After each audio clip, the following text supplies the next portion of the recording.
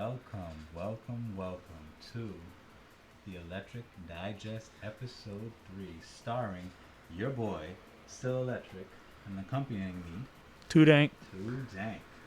Background man, Mason, what up? We here, bro. We here. You didn't hear him, but he said hey. He did say hey. And hey, guess what? We on time today, man. I can't wait to get into all this juice that we got. This is week 3. Yep. It's week 3. I'm so excited to be doing this with these guys here. And for those that are new, wanted to let you guys know that the Electric Digest is literally a digest of Tekken, where we, commentators, talk about matches that we compete with through Brightest Lights, through IFF, just pretty much comparing notes, looking at how we're playing, how we can play better. And it's just been great. I'm getting great feedback from you guys. Thank you guys for sharing all the links that you have, all the matches for us to review. It's been a dope experience, and looking forward for more. Absolutely. It has been a lot of fun. I do like engaging with the community and stuff, and I think that was the big goal for us is maximizing engagement with the community, getting people involved with wanting to improve in Tekken and discuss Tekken as well. But I guess we'll just jump right into it, right? Let's see. Let me pull up the Google Sheet real quick. I know we had a couple of people that submitted some stuff today. I think the first one we're going to go over with is going to be Montel Chilliams. Haha, this man. Again, he's back. This man. No, wait, no, it wasn't Montel Chilliams. It was Sloth. Excuse me. Oh, that Totally messed man. up. I forgot. I think he might have faced him. I could have been wrong. Oh. But we're going to find out. All right. Yeah, Sloth asked us, how can I be more toxic? Can a man like Sloth get any more toxic? Oh, yeah, this is when he versus Bone Man. That's what it was. I can't believe I shouted out Montel when he's not even here. Montel's not even here, but he'll appreciate But he's always you in for my that. heart. He'll appreciate you for that. He opened up a resort and a casino. Did you see that? Who?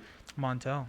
No way. I guess that's it's like it's his newest gimmick, and I like it. Oh, he just said it in a promo, and I saw Zach made him the fucking banner. Yo, this man, The bro. best things happen spontaneously. I love So it. Sloth's been playing Lydia, and he wants to know how to be more toxic with her. This is currently footage from him playing at Brightest Lights. If he's in the chat, he just linked the entire set. I want to know which 2 rounds he wants us to do. If he doesn't give us 2 rounds, 2 matches, excuse me, we're just going to do the first 2, right? I don't see him in the chat, but we'll figure it out. Get Sloth in here, guys. You see Sloth? Hey, where's Sloth? Get his ass in here. He probably doesn't. He's probably used to us showing up at like 7:30. Yeah. And he's always late himself too. He's Sloth, so. He's slow. Yeah, exactly. Well, shout outs to everybody that's in the chat. Thank you guys for tuning in. I see you, Marquise. I see you, Montel. Effect. What's good? Thanks for showing up, guys. Nah, we really appreciate it, man. Really appreciate it. If you guys like this, you obviously do because you keep coming. I think they just like us, but Yeah, true. we'll keep doing this as an excuse. Oh, yeah. It's an excuse for us to get together and play games anyway. Why not? Yeah. If he's not here, we're just gonna do the first 2 matches. Yeah, and why that's not? fine. Yeah, let's do it. So. I mean, to be honest, with Sloth, like the first 2 matches, he's gonna show you how big his dick is. Yeah, it's a big part of where he wants to get like his game plan started. Yeah, for sure. Yeah. All right. He's a very offensive. Well, actually, before he was playing Lydia, I wouldn't say he was the most aggressive player. But now that he's playing Lydia, I would say he's one of the more aggressive players. I absolutely agree. Just from like my brief experiences of playing with his Lydia, I was like, dude, This motherfucker pressing. this motherfucker pressing, it's scary, but also punishing well. You know? What I mean? Like, he's still she playing hurts. really well. Like, and which is good, especially playing a character like Armor King, where like Armor King really forces you to have pretty good defense. Yeah. And now he's going to Lydia as a character that is like really good at offense, pretty shitty at defense. Yeah. Not really good panic moves besides her hop kick, and it's not safe. He's versing Bone Man, who is playing Marduk, and I feel like in this matchup, Marduk should like kind of destroy her. I don't think Lydia's that great either, but I still think she's solid. She's A tier, you know. I think Marduk's just really good. Yeah. I don't know if I agree with you there, only because I feel like she can play range 0. Yeah, but he can keep tackling forever, and there's nothing she can really do about it. Like, her anti-Marduk strategies are, like, she has to hold it the same as everybody else. Yeah, hop kick's pretty good, Yeah. Regardless, we'll just play. We'll play it out and see what happens. His specific question was how to be more toxic, so I guess we have to think about that. He's played pretty toxic already, especially the way he like continuously uses Wow. down back 3 a lot. Wow. So right away he goes out the gate trying to use the second stances mix-ups. The way Lydia works as a character with the two stances is the first stance is usually like for counter hit setups or making sure that they don't mash or move, while the second setup is like usually the second stance you can usually step by then or mash her out of it. So he right out the gate goes for the second mix-up, and it basically gets him the round because he just won wall mix-ups after. And he could, I bet you he's probably going to run that same gimmick throughout this entire set if he's paying attention to how Bowman responds. And I think Bowman is the type of player to like really respect. Like you see there, like he saw.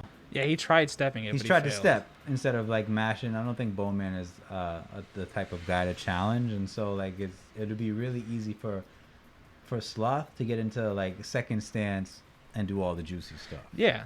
So right away he basically the thing is he took a big risk, which was like he could have gotten counter hit launch for that if he had just pressed anything like down back 2 or anything, or done jab strings. But instead he gets a lot of reward for it, and that's something he's gonna remember too, that he's allowed to do shit like that. So if you want to be more toxic, that was perfect. Because you don't have to do that, right? You can always just start with the first stance. Like you can do forward 2 into the first stance +2. Yeah. And that is a safe mid. It's going to stop them from stepping. It's going to stop them from pressing. It's going to counter hit launch them if they press. Yep. So like that risk wasn't necessary, but it got you a lot of reward, and that's pretty toxic. Yeah. And that mid, I think, is safe also. Yeah. From the You have to step it, and Yeah. he stepped the wrong way, and even then I think Marduk would have a hard time. Yeah.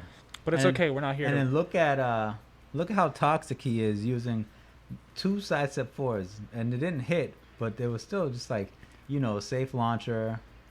Yeah. Twice. There's nothing. I mean, like I'm not trying to be like sarcastic or anything. There is like an element to toxic Tekken, I guess, which is like with the safe launcher like that. There's a lot of mind games involved with that. It gets people annoyed when you use it a lot and they want to counter it. And the only way to really counter that is to kind of randomly duck when you think she's gonna do it, and there's no fun in that. Yeah. Especially here at the wall where you can't like outrange her, and then whiff punish it if it whiffs. You know? Yeah. So So you're well on your way to toxicity there, Yeah. Sloth. what do you need me for? Well on your way. But it was still a good, impressive first round. I think it's super important to kind of play this way and establish like your dominance on the map. You know what I mean? Like, Yeah. especially like this is a first to 5, but like you want to kind of control the pace. Like Bone Man is really great at like holding back and defending. But I feel like, and this is just my personal opinion, I feel like sometimes that's bad in a first to 2 because you're allowing your opponent to make you deal with shit. Yeah. And I think it's important to control the pace at some point. Maybe you can do that with defense, but I think in this game you can't afford it. It's so stressful to block sometimes. And can you block everything really? Dude, that's a discussion I definitely want to have about like I don't know if you saw it, but there was a funny tweet that like the Street Fighter 5 player made. He's this dude from UK. Yeah. It was like he took that meme where it's like the illusion of choice, but he changed it and edited it to blocking and mashing in the same place. It took you to the same place, which was death. Because like no matter what, if you do either one at the wrong time, you're gonna die. You die. If especially with a character like Lydia, she kind of like her whole game plan is like she has ways to be annoying and force you to block that aren't that rewarding. But the moment you do start blocking and she starts doing shit like that down back 3, she gets a ton of reward from it. You notice how he got hit with just a little bit of the down back 3, and he immediately went into like a like down 1+2 the little shoulder. Yeah. He's like, you know what? I don't want my back against the wall anymore. Yeah, which is good important information. Is like now that you've been toxic, right? This is the thing. said, "Fuck This is the that." thing about being really aggressive, right? Is like you were just really toxic and forcing him to play a certain way, and that's when you have to realize he's gonna start doing stuff like that, throwing out the random wall standing ones to zone you out. Oh, he throwing did out something the- toxic here. Watch. It's coming. Sloth, it's coming. that. Yeah, well, That was dirty. yeah, he does that a lot. It's really good. It's the same concept as like Jin's wall standing 2, Leroy's wall standing 2. Yeah. When they activate the wall standing 2 and they crouch, they're first off when they immediately crouch, they're high crushing, right? Yep. And then wall standing 2's startup frames must like keep them in crouching or some shit. It's Yep. it's really cheap. Yep. So. But he went for a safe mid into a duck, into a launch, and I think that's such an online. Even though he didn't high crush, Yeah. he interrupted the fact that Bone Man took a really slow option, which was dash up down 1+2. Yep. So like sometimes, even if it's not the smartest decision, being the first person to react is always better. Yep. But yeah, like I was saying about being toxic, when you have planted the seeds, right, that you are a toxic player, or like you're trying to get them to, or you're using toxic behaviors or toxic play styles to try to get them to do something, right? You have to be prepared for whatever their reaction might be. In this case, it was the random down 1+2s and him trying to zone with the down back 2s and the wall standing 1s. Wall standing 1s. So that's when you should have been trying to set up whiff punishment. You should have expected, like, okay, next time instead of going for down back 3, I'm just going to be at that range to whiff punish it, like you were right there. Yeah. That was a great whiff punish. And advice for Bone Man here in this predicament, like I think when he's fighting someone as aggressive, that's a good option. Whip punishing is really good against somebody like Bone Man, but also I feel like playing like a safe counter hit launch game is really good. So like a move like back 2, I think for Marduk, I think would have been really good. You have the range and also would like kind of stop him in his tracks from closing the gap with offense. Yep. So Sloth's actually in the chat. You probably missed a bunch of the stuff that we said at first, but that's okay. We are also going to I was going to ask you before if you were in the chat. We wanted to do only 2 matches. Yeah. But you weren't here, so we were just going to do the first 2. If you want to pick the 2 rounds that you want us to do, we can do them, but we're just going to keep doing the first 2 matches if that's cool with you. Oh, yeah. I'll be right back, guys. Don't worry, I got this. I can solo carry this. Okay, cool.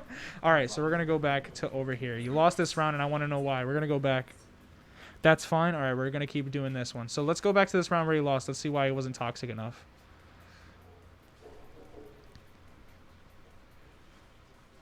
All right, so his down forward 1 and his jab stuff's now getting interrupted because Bone Man was being more patient. He gets a good combo. Goes for the Oki instead of the grab. Could have launched you there, but he didn't. He could have ended the round right there because you were taking a risk you shouldn't have. That one was good because you delayed it too. Thank you. You got your car keys anyway? Do I have my car keys? Yeah. I took move your truck. I can move it. If you want. All right. We're going to put this on. Unless you want to. I got it.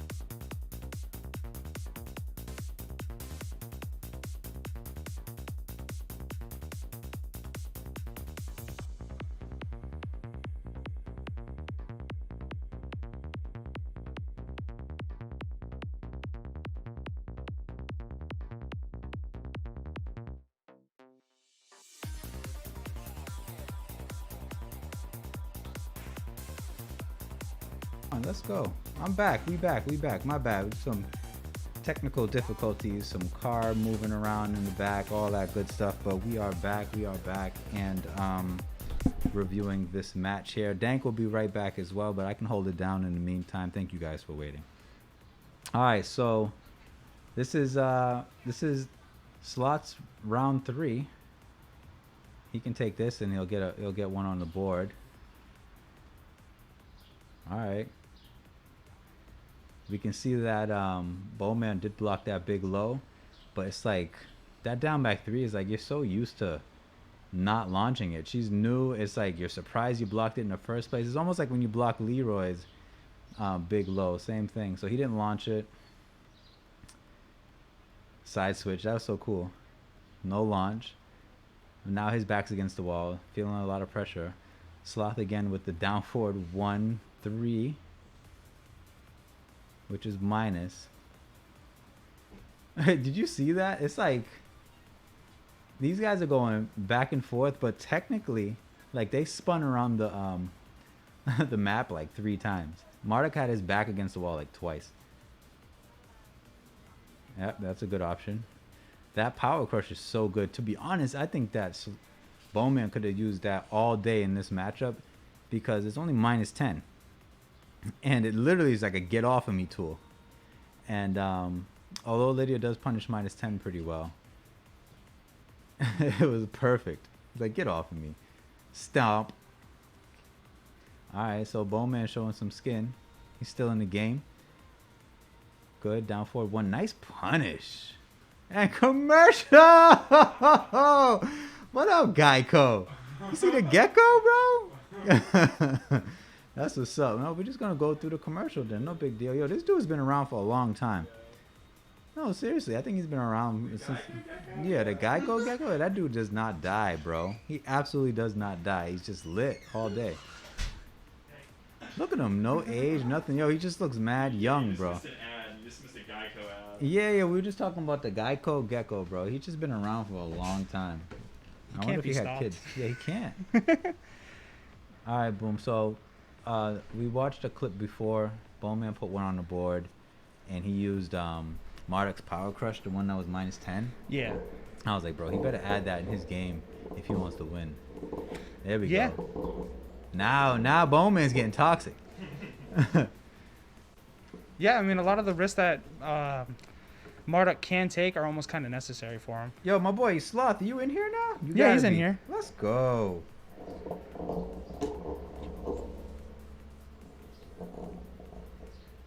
Sloth still looking toxic. He went for it. No luck.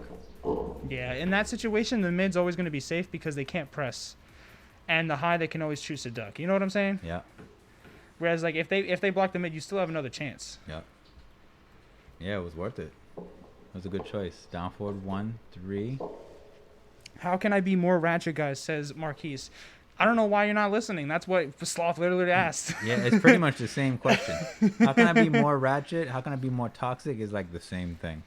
Yeah, I mean, if you guys really want the down and dirt, like, we're trying to watch it here and see what you're doing wrong about it, but...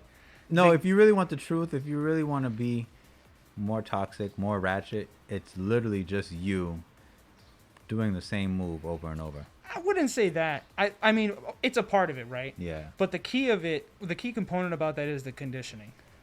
Yeah. What really makes something toxic is when you condition the hell out of somebody.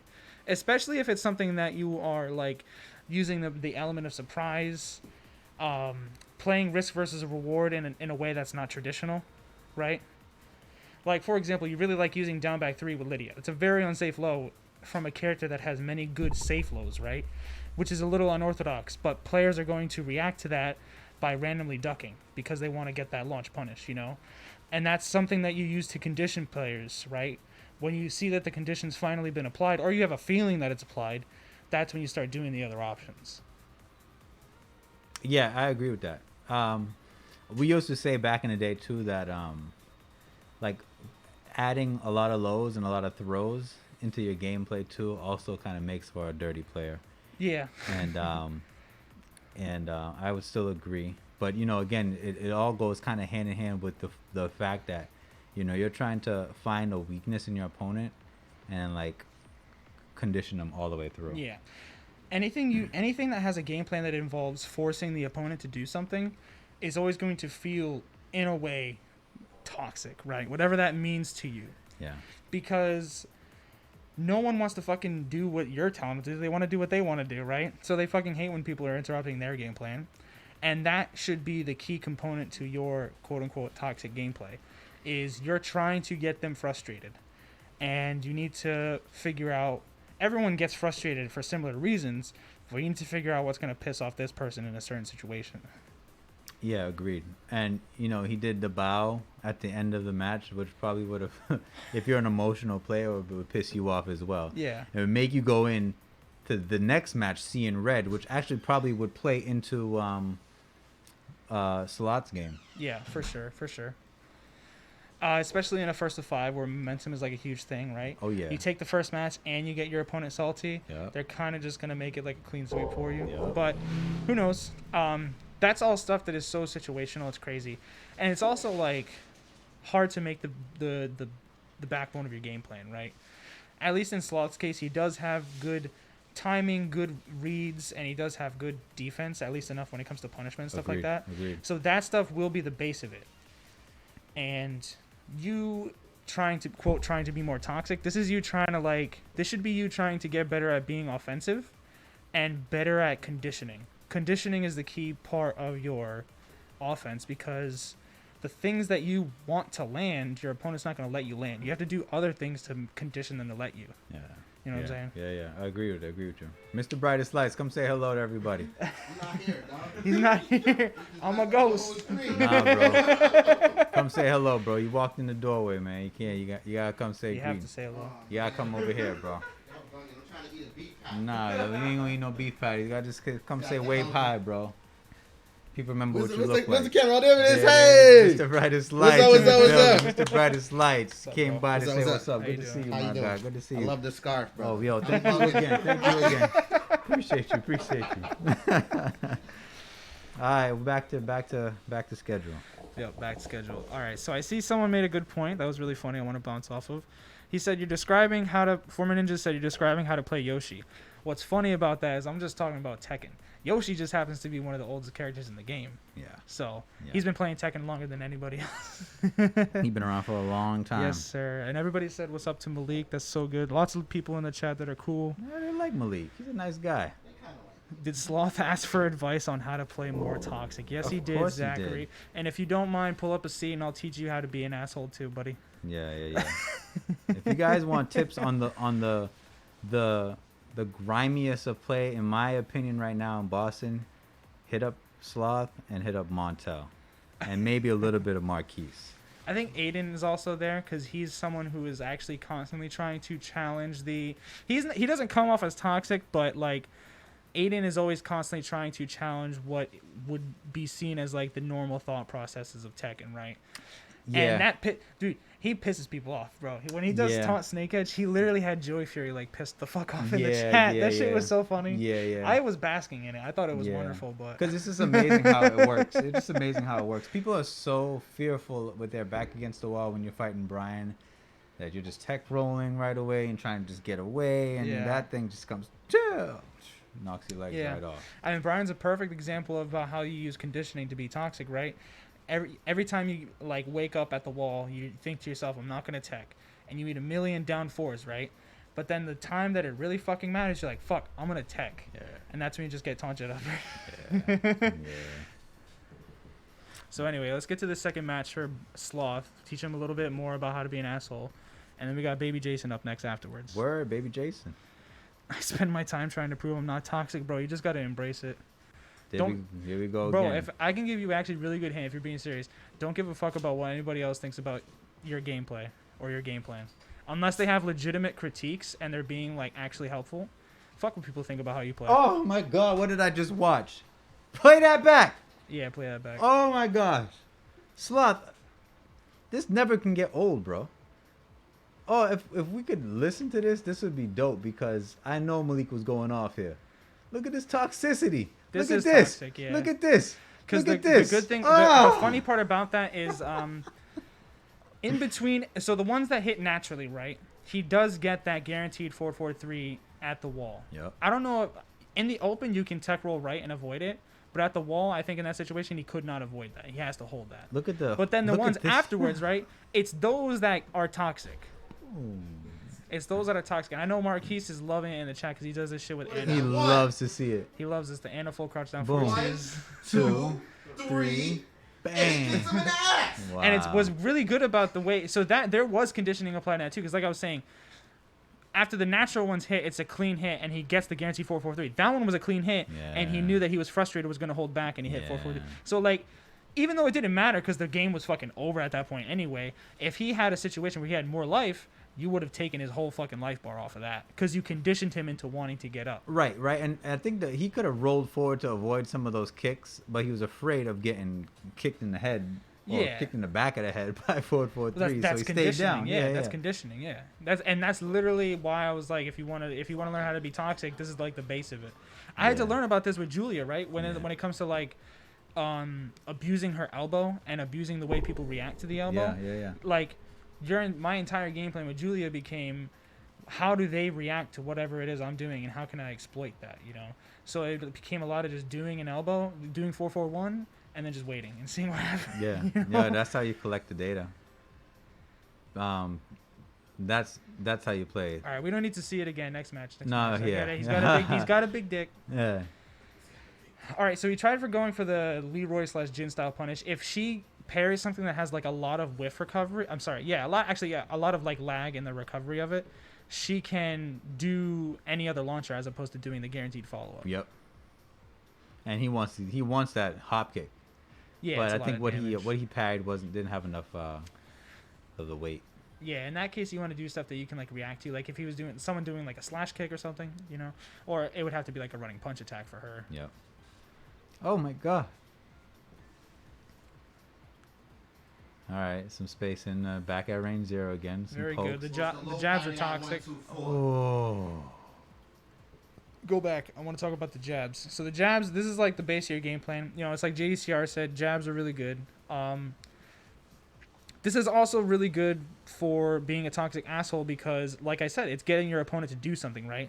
If you just do jab, 1-1, 1-2, 1-1, 1, you know, over and over again, especially with Lydia, and then she's got the down forward 1, she's got the 1-2-4, she's got the 1-2-2. She has so many options afterwards that if you were to just keep switching them up and he keeps blocking, he's going to die. But if he also presses at the wrong time, he's going to die, you know? But regardless, he has to pick one of them. This is why I say, like, if Sloth just played this way against Marduk and stayed here and played like this, Marduk would have a hard time. Because I think especially Marduk since he- loses the pressure. He wants a little bit of space. Yeah, he wants the knockdowns so that he can set up the guaranteed 50-50s. Yeah. And that's where you really can't give it to him, especially all the counter hit launchers too. You don't want to get caught by the down back 2s. Yeah. A good option for Bone Man here would have been Down 4. Power crush. the power crush. I would have done down 4. Down 4 is the high crush, the high crushing low. Reversal got a lot of Yeah, that his stuff off of him. parry immediately goes into tackle. That's always Yeah. a huge thing to remember. Yeah, those are I think down 4 would have been really good because it forces Sloth to switch to his slower mids, which would be his down forward 1s, his down forward 4s, his forward 4s, and stuff like that. Because down 4 is going to be a high crushing low. Yeah. And both of those things combined, like the fact that it's a low, it goes the same to him, right? And it's like 14 frames. Yeah, we were talking about It's fast. conditioning, right? And the same goes for him. He's not going to be able to spam those jab strings knowing that you're ready to use down 4 to interrupt them. Agreed. So he has to use different moves. Conditioning is a game of back and forth. Yeah. But you do have to pay attention to what's happening, how your opponent's responding, and then like respond accordingly. Yep, absolutely. And so that's what we're kind of like, that's what we're talking about right now in this set here. Like that's not what happened in this set, but we're just kind of giving examples of what Bowman could have done in that scenario to kind of get Sloth off of him. And it's still on the same topic of like what Sloth was talking about too. Not dead. Now dead. Very nice. Now this is the second match, right? And it's again kind of like the same scenario where we're seeing Bone Man at like a 2-0 deficit right now, and he's kind of working his way back up. Yeah, he was getting it for the same reason that he got it before too, which was like kind of creating space for himself. Like you were saying before, Marduk prefers to be more at the range to get some good whiff punishment, get the knockdowns, and set up the 50-50s. So that's where this match was working out a lot in his favor, was like slowing it down and playing at his own pace. Who's messing up with my camera? Sean Conrad Well, in we the got chat. it working. We got it working in the background. Don't you worry, Sinister. I know. Don't My man worry. said, "Yo, We I got did that layout for you, bro, and you got it looking crazy right now." Jamie's in the back working on it as we speak. Yo, I love the toxicity, but he fucks up the guaranteed follow up. Yo, he's trying. It's all good, bro. We got him. This is high quality. Oh Yo, man, hit him with the. No, you got some time. Go ahead, do your thing. I want to know why why do Twitch VODs have ads? Like, it doesn't even make sense to me. Yeah. Do they get money from this? Hey, I meant to ask. I don't know. I feel like I don't know this, but how do we get an ad-free Twitch? You have to pay for it? Oh, No, we need to just turn it off. No, You you can't can't just turn it off. Turn ads off. Oh, that doesn't even work either. You still get pre-rolls, bro. All right. So anyway, if you're talking about the legal route, you get Twitch Turbo. Twitch Turbo is like another subscription. I think it's less than $10, and you get no ads across the whole channel, the whole website. Do partners get ads? Partners get ad free, yeah, sweet. but you're not gonna just suddenly up and be a partner. No, of course. gotta If do you're work. talking about the illegal way to do it, it changes like every week. Someone comes out with a new ad blocker, Twitch creates a workaround, and then so on and so that forth. sounds like a pain in the ass. Yeah. We're not doing all Yo, that. I'm loving this scarf. Yeah, we're not doing all that. Dude's into my wild scarf, man. That's from the real Tarzan. I ain't getting paid for advertising. All right. Anyway, let's get on to this last round and see where the toxicity failed him, or maybe the lack of. He tried. I saw him doing a lot of hop kicks and some side step fours. Can we talk about how that was a no punish on that down forward run four? Yeah, it happens. Yeah, who cares, bro? We're not here to talk. We're not here to talk about him. First off, you're not even on this show. Okay. Look at y'all. Anywhere got caught mashing. Cause he's playing toxic, yo. This is the Toxic risk. This is the combo. risk versus reward, you know. This is toxic versus more toxic. See, he could have gotten punished there, but he didn't. That's the risk versus I reward. wonder what baby. Marduk would have punished down forward 1-3 with. He has a new He has a new punish. It's like up But forward. it looked like it wasn't going to reach. That's all No, I'm no, saying. no, no. He has the new. forward 1, He has the new 2. 12 frame punish up forward 1-2, and that shit is meaty. It does a lot, but It hurts. I don't know if that would have reached. It would have reached. Because he submitted it, dude. First off, why don't you eat a dick? Malik, sit down, bro. Mr. Brightest Light, sit You down, guys- bro. you guys He probably gets can't a little, even he gets a little antsy sometimes. You guys probably can't even hear it, but our number one fan is turning into our like number one hater right now in the background. Yeah. Look at the toxicity. Did you see that? He did it again. He did a safe move into duck launch. Yeah, that's just pretty toxic. And again, it's forcing your opponent to do something, right? Like in that situation, it was gonna force the Marduk to do something like down forward 1, and you could, instead of committing to the wall standing 2, you just block, right? And when you block down forward 1, you get a block punish. Look at this stuff. Yo, this man is really running the offense on him. No clean hit on the down forward, down back get- 3, and that would have worked too. See, I'm you go. gonna So do now it he cleaned again. out. Yeah, You know- at the wall, that's a great way that you use the down back 3. I mean, it's the same thing you would see from like a Paul player or even a Leroy player, where you're making it so that because of you're abusing the fact that the wall is eliminating their options to move away from the hell sweep, right? Because the weakness of Lydia's hell sweep is that it has that clean hit window, and the Yeah. wall removes that aspect. So Yeah. you just kind of bully them, but you want to always make sure, and I'm sure it happens later on in the set too. We're only watching the first 2 matches. That is all about conditioning, where you're getting them to think about that low so that they just eat the mids that are going to kill them, right? And it's interesting that like the only thing that sucks about the way you get toxic, and it could be a good thing, right? But what sucks about the way you get toxic is you go right for the unsafe stuff. You can go for the safe stuff first and see why they did what they did, you know? Because it's like you're doing the same thing whether you pick forward 3 or down back 3, right?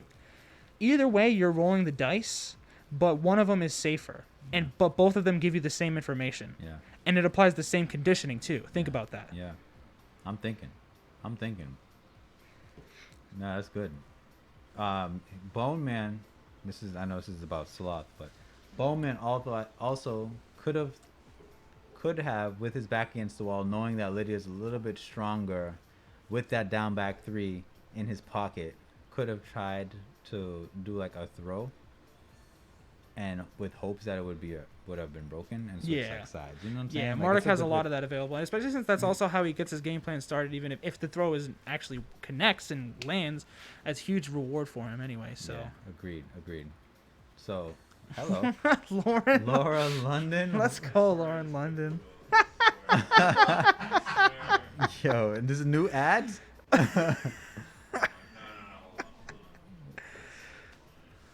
There we go. Now we're back. Oh, this looks like Tekken. What the hell is this? Oh yeah, that's right. This dude uploaded his shit to YouTube. Oh, is that Danny? All right, hold on. Here's the introduction. What Because does his that intro actually say? his had a lot to say. Hold on. What is that intro? What is the name of this video? It says F Danny #1. That means Danny number 1. That means they got they got multiple tapes of whatever you had going on This with Baby man Jason, uploaded bro. it to YouTube. Yo, F Baby Jason. All right. So shut the fuck up for a second. Baby Jason uploaded this and said, "How do I approach a player like StillElectric? I'm right here. You see, this is how you do it. I rely too much on headbutt, and I don't like using CD1 because everyone and their mother seemingly has a good high crush tool that they use in the neutral. I'm just not sure what to do in those first few games with someone where you have no idea what they are capable of. I also noticed that in later games, not included here, I was doing better when I was doing YOLO bullshit like Wake Up Wall Sting Launcher too. Surely there's a better way to deal with dash in, rush down, rather than throwing at a launcher assuming they're holding forward when it comes out, ? Also, F Danny." So, I just want to say, because you've asked, those questions that you're asking are exactly what shows you're already willing to learn so much more than a lot of other people. Not to put other people down, but it just shows that you're already in that mindset of like, you know some things that you need to work on. You just need to figure out how what you're looking for when you watch this back.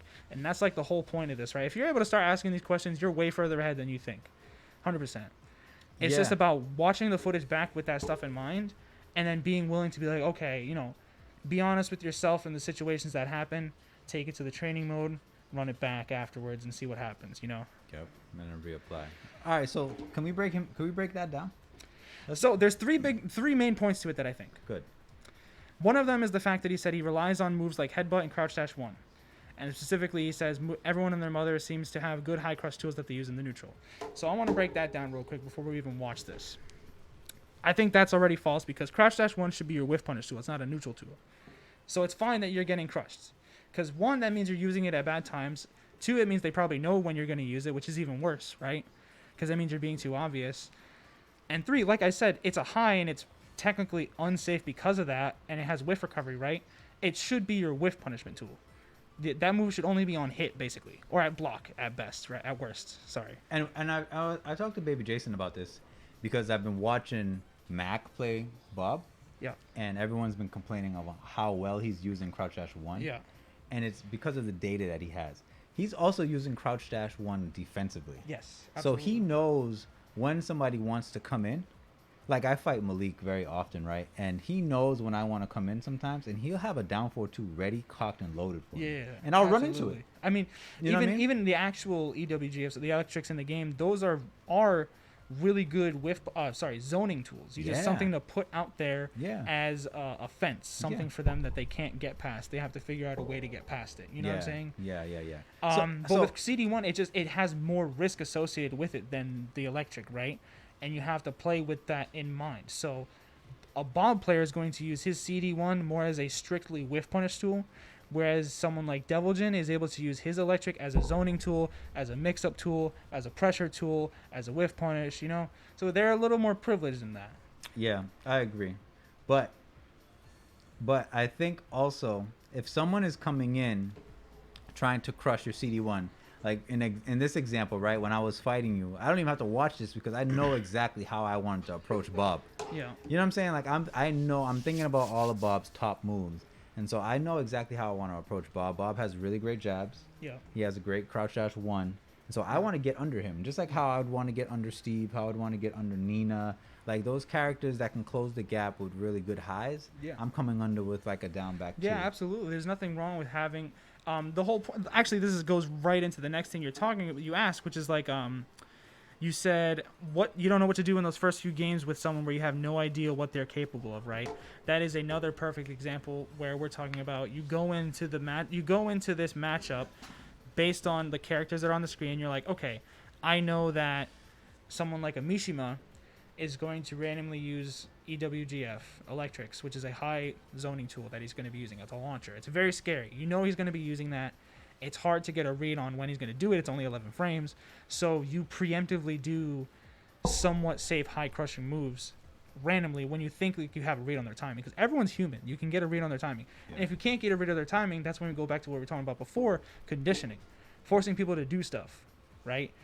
Because, like, hop kick's a great thing, right? If you know someone is tentative to hop kick, you can figure out when they like to hop kick and why they like to hop kick, and you can actually force it out of them, right? So, same thing with electrics. If someone's really in a position where, like, oh, after this move, he likes to use electric to push me back and then get into, like, that range 3 neutral, so you know to randomly duck there or something, right? So, yeah, I like what Ruben is saying too. I think and I think you didn't apply this in your game, but I did tell you about it after the fact. You definitely need to switch to a forward too. I think again another safe mid that you can use to another move for me to think about. Yeah, safe pokes are the key when it comes to information. Yeah. But the one thing we skipped over, which is probably the most important thing, is something you were mentioning before. It's the dash up block, right? Dash up block is your greatest interrogation tool because it's the most low commitment thing you can do in the game, but it forces your opponent to do everything, right? Because one, you're getting in your preferred range. Whether it's range 2 or range 0, you're getting in your preferred range, and you want to stay there. And usually the way your opponent responds tells you everything you need to know about what they're capable of, even if you don't know anything, right? Yeah. It tells you if they're going to mash. Like, if you dash up and block, right? They could mash, they could step, they could duck, they could use a zoning tool, they could use a launcher, they could use a hop kick, they could backdash. There's so many things they could do. And whatever they do after responding to your dash out block, that tells you what to expect right off the bat. Yeah. And you use your safe pokes in addition with that, testing their knowledge, testing their frame data, testing their movement, testing their reactions, right? Testing your reactions is a really good one, right? Because every character has different speeds of lows or different speeds of mids that you want to be moving around with, right? So. Yeah, no, those are great tips. All that said, let's jump into the match. I also forgot the third point, but we'll get to it later because it'll probably come up. So let's just jump right into this match and we'll start watching the video. Y'all dudes talking about Fresh Prince. Pay attention. God damn it. Pay attention. All right, whoa. That is the opposite of what we call a safe mid. That move is a fucking huge high risk, high reward move, right? Because it's a high crush tool and it's a launcher, but it's very linear and has huge lag on recovery. So, like, that's not a good move to use when you don't know what the opponent's going to be doing. This is the first round, and right out the gate, you did down back 2. I think that, or was down back 1. I respect him because he anticipated that I was going to do an electric, which I was looking for, and he attempted to high crush it.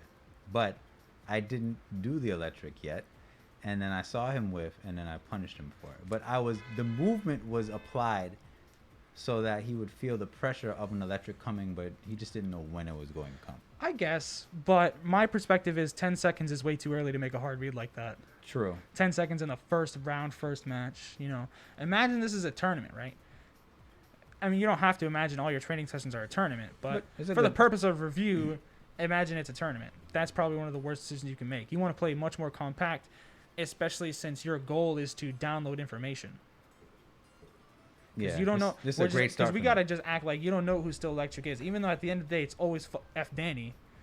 We don't know who StillElectric is right now. You're downloading information. Yeah, that's a good way to look at it, to be honest. All right, so a little pressure.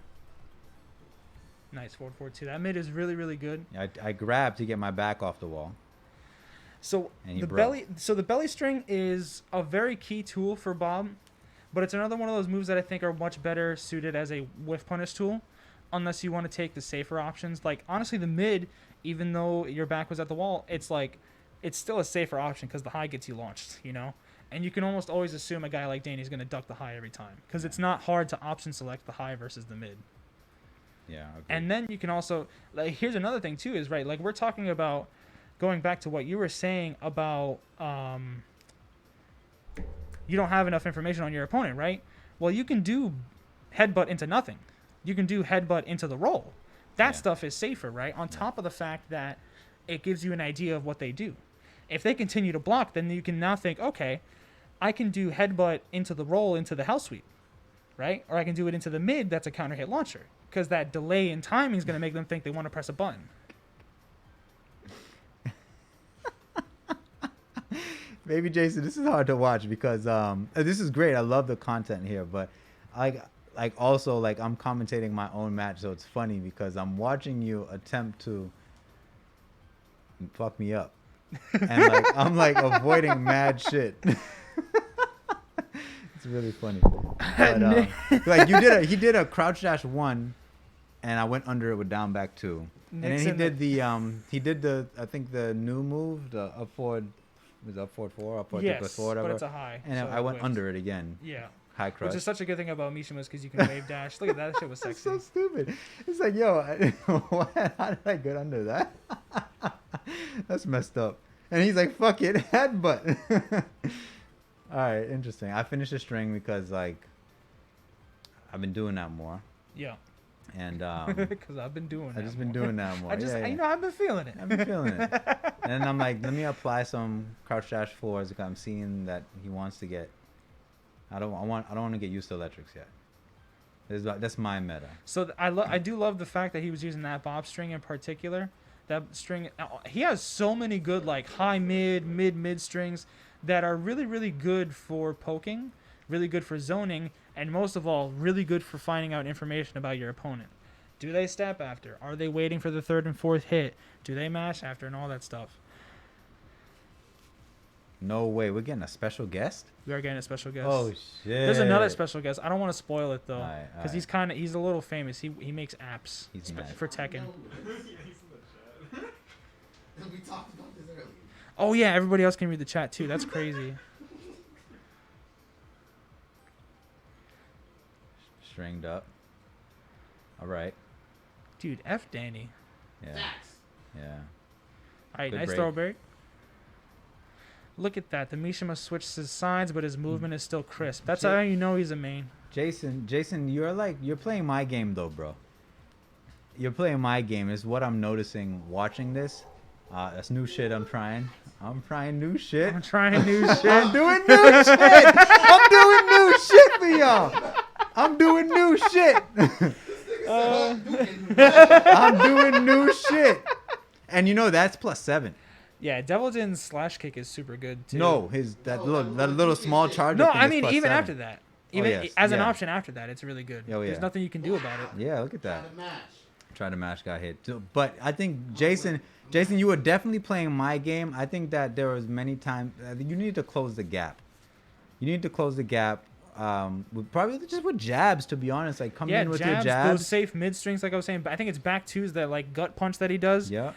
He has a lot of good pokes that you want to explore as zoning tools, right? Yeah. Preemptively using these safe tools. Specifically, when we're talking about zoning tools, your best moves for that are going to be moves that are 1, safe, 2, have low whiff recovery. You don't want to put a move out there that's going to be you just fucking die, down back 1, right?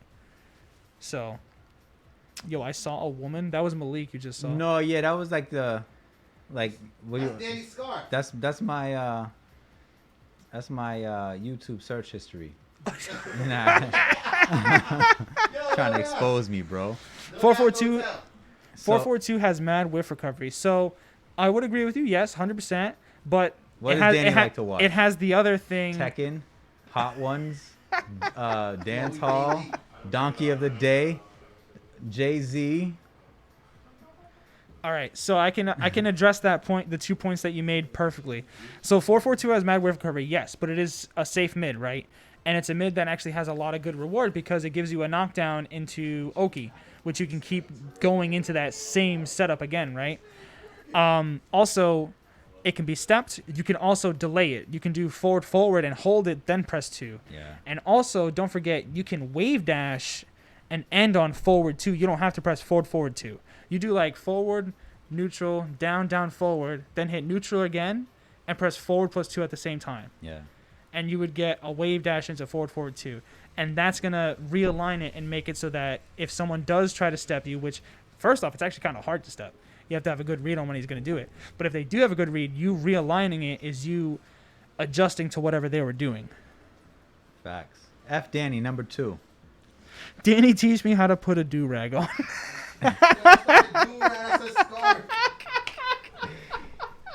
Alright, I got you, bro. I got you, bro. If y'all see the way I rap this shit, it's funny. Oh my god. Yo, y'all pay attention. F Danny. Pay attention. All right, next match. It's really hard with that stuff. Jamie, can you pull up that clip? Any day now. Oh, there it is. All right, cool. So second match. Oh my god, Nick. I'm about to close the stream. Oh, wow. I'm about to close the stream. All right, so 10 seconds. I like the way you guys are both moving around a lot. Both these characters prefer being at max range, 100%. Because both these characters excel at whiff punishment, and both of them, even though they can do mix-ups, they don't want to. They want to be as safe as possible. Baby Jason, I was trying to play Toxic. I wanted to see how many down back 2s you would eat before you did something. And so I went for 3 down back 2s, and you did parry the third one. So good job. Yes. But I don't know why you're doing that to me. And it goes back to what we were saying, right? Like Danny B and Danny D. I don't know why I said Danny B. But both of them are the type of players, right, that are, and many, many others. That's a good move to, like, at first try, but then you have to realize really quick, okay, this guy knows how to quit easily option select the mid and the high, you know? Because it's not that hard to do. The problem is that the people that you're playing probably allow you or allow you to get away with that. And like for me, I feel like this is important to note for everyone to take note. Like that's free damage, bro. Absolutely. And I want it. I don't want to work 100%. hard, bro. I want 100%. you to give me the damage. So much of my gameplay is about exploiting the opponent's any of their decision making, right? Because it makes it so that I don't have to do anything. Right. You do something and I make you feel stupid for doing it. Right. You know, like, Right. and that's about it. But that's also goes back to conditioning, right? Like, you never really put Danny in a situation to even want to duck the headbutt to begin with. So, like, you're not using Bob's lows, his low pokes. You're not using his hell sweep. You're not using his wave dash mix-ups really at all. You haven't set up whiff punishment. And this is stuff that's important for, like you said, trying to get information on an opponent you've never played before, even though you know who Danny is. Right. Because you're not sure, even if it's like, you know, you just played Danny like a week ago, you know how he plays, but it's a week later and he probably has a new game plan, as I hope everybody does. Yeah. You know? No, that's important. Yeah, you gotta really assess, like, review the thing. This is why we're doing this, right? But review your matches, win or lose, and look at how you're playing and try to improve it in small ways. Like little small changes make a big difference. Yep, absolutely. Absolutely. And Bob has a lot of ways to apply conditioning. It's just, you're doing really good with that. I think that move is back to that little gut punch. Back That two goes- is his important super, poke. super important poke. Super important poke. I would have actually been doing just back 2-2s, back 2-2s before I started doing headbutt stuff. Yeah, and a lot of people are afraid to finish the string, right? Because the second hit's a high. But he has the third hit afterwards to cover it because you can't interrupt that if he goes for the third hit. And then also, you have tools that are like get off of me pressure kind of tools. You know, like you have the power crush belly. Oh, Bob's power crush is one of the best in the game. It's but also to be honest, if you want to be even safer, like you see how I'm putting pressure on you right now, like you had like down forward too. Yeah, down Just for get two, off of safe me, counter bro. hit launcher. Yeah. Yep. And the key there though is right. All right, so let me talk about his power crush, right? Since we were just talking about conditioning, there's nothing stopping Danny from going ham if he knows that you're not willing to use the power crush. Whereas if he knows you're willing to use the power crush, he's going to be more hesitant on even his own plus frames. Because he's going to be like, oh, fuck. Maybe the belly's going to come. I got to block. Because he does want that punish. Delvin's going to get a good punish on it, too. He does back 1-2 for that. Yeah, agreed. Yeah, you could have played. I think you're just playing a little reserved. That's all. Maybe you were feeling me out. It's the first few games, and so like we're both kind of feeling each other out. Yeah, really, all I see is it's a a good Bob player that just doesn't know what to do. He's caught in a scenario where he's back up is up against the wall. He doesn't know enough about this player to make any confident reads or decision making. He doesn't have the confidence in his own game plan to like set anything up, right? Like, 'cause zoning should be like, that should be the base of your game plan, is like, what are my tools to zone with and what are my tools to apply pressure with at a basic level, right? And then you add in the extra flavorful shit when you know how the opponent reacts. Yeah. And that stuff is like super important for, like we said before, trying to figure out what your opponent likes to do. I think you're good at like, the best thing you showed us was your ranges. You were really good at holding the ranges you want to hold, but being at the range you want to be at. Sorry, definitely not holding it. There's a back four that I whiffed that you should have crouch dash one. Yeah, that's a perfect example. Yeah, we were talking about before. You're afraid of using crouch dash one, but it's because you had the thought in your mind that it's a neutral tool. You should be ready to whiff punish stuff like back four. And it becomes easier to whiff punish stuff like back four when you get a read on his patterns for using it.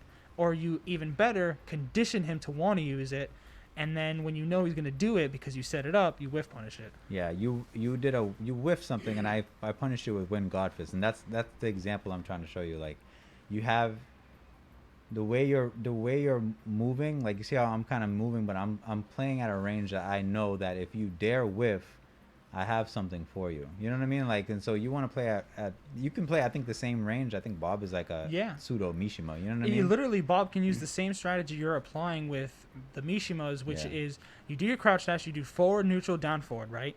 And then immediately you go to back. Yeah. The reason you immediately go to back is because you just want to be safe. You want to be blocking all the time. That's the Mishima dash block, right? Yeah.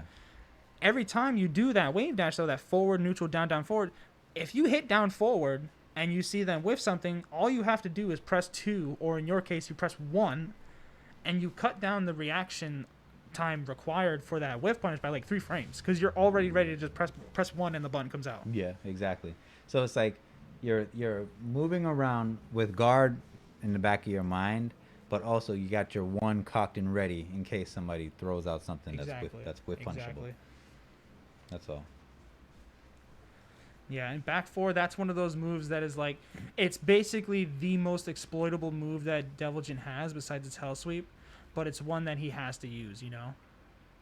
So when you're playing at that range 2 where it's just about to whiff, that's you have to be aware, right?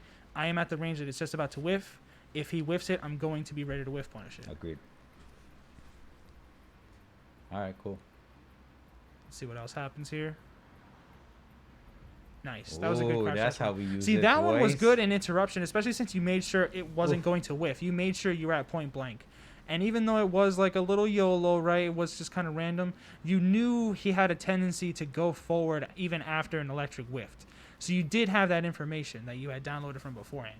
And that's good. And also, sometimes you shouldn't allow like Deviljin players to get away with the first 2 parts of Laser Scrapers. Yep. That is unsafe. It's a game that you play all the time where it's like you have to show him you're willing to step. He has to show you he's willing to stop at the 2-1.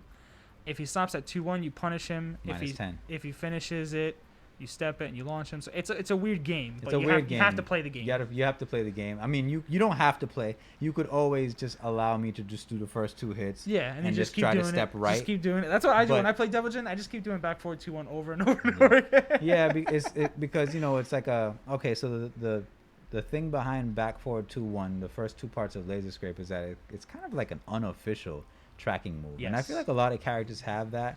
Deviljin, being privileged, has that, and it's 2 mids.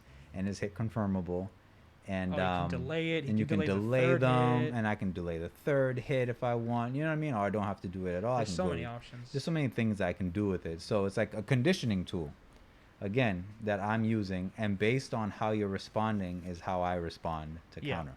And that's actually another. Again, there's so many ways we can go into that discussion about conditioning. 1, conditioning your opponent, and 2, downloading information about your opponent. And Scraper is a phenomenal one, right? A Deviljin is using that as a safe mid option to catch people stepping, right? And when he does that, he also gets information afterwards. If they step, that lets him know that back forward 2-1 is now a safe mid.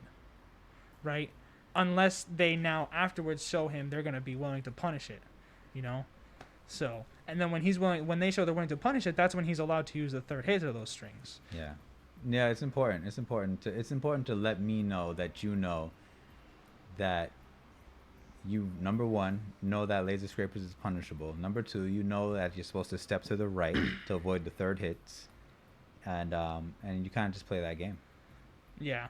Which So- sucks. so But mu- it sucks so for much- you. I think it sucks for you, but also sucks for me too. If I Yeah. see someone punish my first 2 hits of laser scraper, I'm kind of bummed, you know, Yeah, because yeah. I'm When like, it- damn, I can't play the when game. it comes to like situations where you're both kind of like forced to roll the dice back and forth, a lot of that comes down to the winner's always going to be who's the one leading that dance, Yeah. right? Yeah. Because Tekken, in that moment, Tekken basically is a dance. Like you go, I go, you go, I go, Yeah. and usually one of them is trying to do something that's like a hard read every time, right? Yeah, agreed. Another, but actually, to be honest, it's probably the scraper game is probably in my favor now that he has the new 4-2-3. Yeah, yeah, yeah. Because now you gotta think about that one too, and that's again a natural combo. Yeah. Knock two down, all that. Do you have any? I hope we answered everything. Is there anything else you want us to answer when it comes to all that we? I hope we covered everything basically. Yeah, I know you had some more questions in there. I don't know if we covered everything, but there was a last one, and this one's more philosophical. He wanted to know why he was doing better when he was doing random bullshit. because I'm a scrub. One, yeah, I mean that's a huge part of it, right? Is your opponent prepared for the random scrub shit? Yeah, Maybe not. yeah. And here's the thing about a lot of random scrub shit. Well, quote random scrub shit that people call scrub shit. It's usually stuff that's rewarding, right?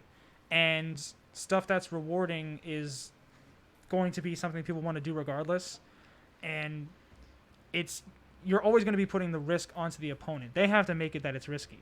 If you have a move that's minus 13 and your opponent never punishes it, there's no risk anymore, right? It's not minus Yeah. 13. They haven't punished it once. You know, there's no risk associated to it. Yeah, no. To be honest, Baby Jason, the reason why that stuff was working is I think because of the most part you play a pretty reserved game. Yeah, So- and that's the other thing I was going to say, actually. Element of surprise is a huge one. It's Yeah. what they're expecting. But if you start to do that and it's rewarding, guess what? They're now going to expect it, you know? Yeah. Like, okay, for instance, right? You know, you guys say FDM and all that stuff, whatever, right?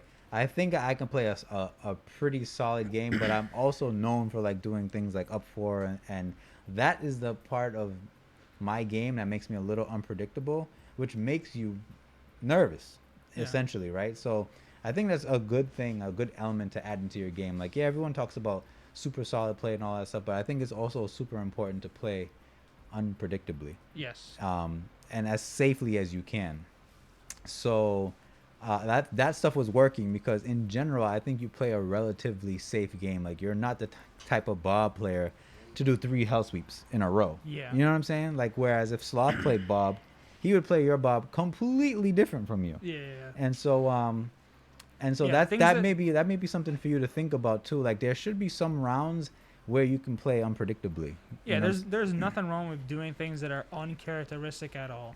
In fact, like that's something this is kind of like going old school, but something like Daigo Umehara would always say is that whenever he heard someone saying that, like, you know, Daigo likes to do this or he's really good at doing that, the moment he heard that, he would stop doing it because now he knows, like, people have that in the back of their mind. They're expecting it. They're So looking he for it, wants yeah. to stay uncharacteristic, basically. Yeah, exactly.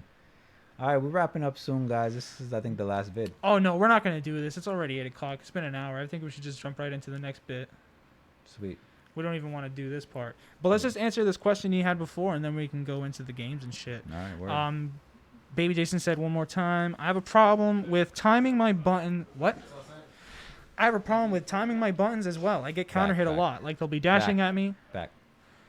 Sorry, guys. We're going to go one more time. I have a problem with timing my buttons as well. I get counter hit a lot. They'll be dashing at me. I stare at them for a bit, hit jab, and then I get counter hit. So, what's wrong with them dashing forward at you? That's what I want to ask. There's literally nothing that they're doing. Just fucking reposition yourself. 100%. Because at worst, right, what's a Mishima going to do to scare you? He's going to hell sweep. He could hell sweep, right? But you reposition yourself by sidewalking left and his hell sweep whiffs, and you launch punish him, right? Instead of pressing a button and getting counter hit. And that also goes, again, back to what we were saying about what do you do versus someone who you don't know what they're capable of doing? You don't know what they like to do, right? Yep. You play it as safe as possible, but use stuff like that. Like, use your own positioning on the map, your own timing, as a way of getting them to do what you want to do at the end of the day. Yeah. And if they can't do that, you're always paying attention to how they react to certain situations, you know? Because, like, if someone like Danny D is playing Devil Jin and wave dashing in your face, there really is no risk to, like, it's more risky for you to press a button. He's the one applying the risk at the end of the day, sure, by walking forward, but, like, nothing he's going to do is going to win him the round. Unless he's just spamming Hell Sweep, but that's a huge risk for him now. Wave dashing forward is not a huge risk. Hell Sweeping is a huge risk. You know what I'm saying? Yeah. So. It's scary. It's scary though. I understand. It's scary on the defensive end, seeing someone come at you with that much speed and knowing in the background the moves that can come out of that attack. You know what I'm saying? So I understand where someone could be scared. But again, like, the good option is to step. Yeah, absolutely. Worry about your own positioning and worry about your own things going on. Always remember, always keep in mind the risk versus reward, you know?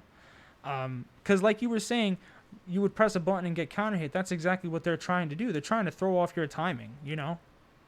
And it's up to you to realize, like, let's say it does happen, because inevitably we're all going to get fucked up. We all get fucked up. So it happens to you. Someone dashes in your face, and, you know, it's a king player, he back ones you, and you get counter hit, and you're like, oh, fuck. The reason that worked is because he probably conditioned you beforehand. He was probably doing a lot of down forward ones, keeping you in a position to block, and then he dashed forward, then pressed back one. Why did he do that? Because he changed the timing on you to get you to think it was safe. He said, I'm not going to do down forward one anymore, but here's this delayed back one. You know what I'm saying? And you as a player have to realize, oh, shit. He dashed up and delayed back one, and that got me counter hit. I have to be careful of that next time. I'm going to move, it's going to whiff, and I'm going to whiff punish it. And the conditioning just keeps going and going and going. It's literally like a cycle. Yeah. So how's that? That's about it. That's We're going to about wrap it. it up, hopefully. We have a surprise. We're going to play offline Tekken. We also have another guest. You want to say hi? Yo, Fat, come through, bro. Say what up. What up, what up, what up? Say what up. Say what up. Yeah. You see my man over there. Offline Tekken. Offline Tekken. Offline Tekken, I disappeared. What's going on? Yeah. We got our local king master. Yeah. I The think King of Kings. In the King of house. Kings. King of Kings. Yeah, I think dudes want us to stream still, so I'm down. Yeah. We'll probably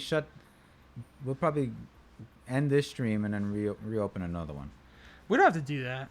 I mean, if you want, yeah. I do, just because I don't want it to be a big ass VOD. And we might All right, yeah, that's fine. So we're gonna cut the stream for like, what do you want to do, like a 5-minute break or something? Yeah, 5-minute break. So whatever, we'll be back come in right like back. 5 minutes, and we're gonna be playing some fucking. The electric digest becomes the electric room. The electric And it's been digest a becomes the while. electric It's room. been a while since it's been the electric room. Yeah, it's been a long time. I miss the electric room, and you know, I'm glad that some of these dudes here are all vaccinated up, and we got masks on. We're ready for some good games, bro. Absolutely. Maybe we'll do some first to fives. Maybe we'll do a brightest lights extension Absolutely. today. Sure. You know what I'm saying?